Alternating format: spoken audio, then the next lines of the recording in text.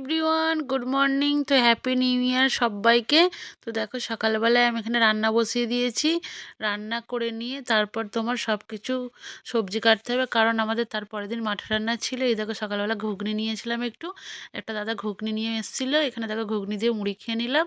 তারপরে তোমরা এই যে দেখো ফুলকপিটা কত বড়, বেগুন, এই যে সবজিগুলো দেখছো, এগুলো সব মাঠে রান্নার জন্য নিয়েছি, কারণ সব নিরামিষ রান্না হবে। ফুলকপি, শাক চচ্চড়ি, ভেজ ডাল, তারপরে তোমার পোস্ত দিয়ে আলু ভাজা, বেগুন ভাজা, বেগুনি, চাটনি, পাঁপড়, তোমার মিষ্টি সব রকম থাকবে। এখানে দেখো আমি মাঠে রান্নার জন্য সব সবজি কেটে নিলাম, কারণ আমরা আগের দিন রাত্রিরে কেটে নিই, কারণ সকালবেলা মাঠে যেতে হয় তো।